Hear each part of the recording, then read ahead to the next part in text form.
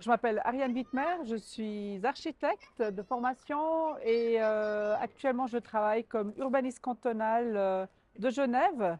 Pour cette fonction, je suis rattachée à l'Office de l'urbanisme qui est en charge de la planification cantonale, mais aussi de développer des projets urbains, des quartiers, des zones d'activité et qui a aussi dans ses activités, en fait, s'intéresse à la question des espaces publics. Donc, j'ai l'avantage dans cet office de vraiment pouvoir aborder les questions du développement territorial à plusieurs échelles et d'interagir, si j'ose dire, de faire des comparaisons ou des allers-retours entre les échelles. Ce qu'on planifie dans une vision lointaine et long terme, ça s'applique ou peut s'appliquer dès à présent dans la réalisation d'une place ou d'un espace public ou d'une rue.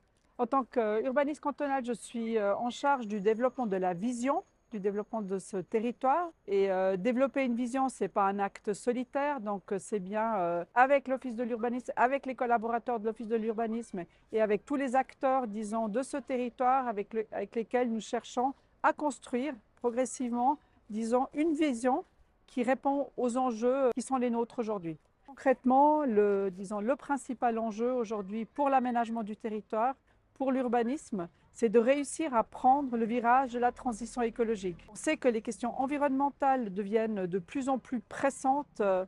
On doit trouver des réponses urgemment et l'aménagement du territoire peut largement contribuer à trouver des solutions et à répondre à ces enjeux.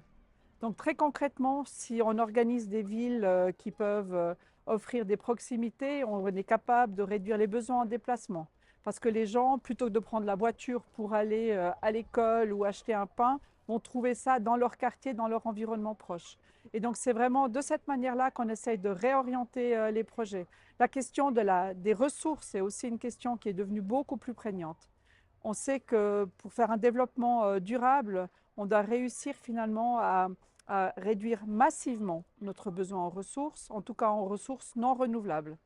Donc, tout ça, ça a un impact sur la manière de construire les bâtiments, ça a un impact sur la manière d'organiser la ville, ça a un impact sur notre manière d'organiser les dépassements dans les villes. Et l'aménagement du territoire, l'urbanisme peuvent contribuer à apporter des solutions.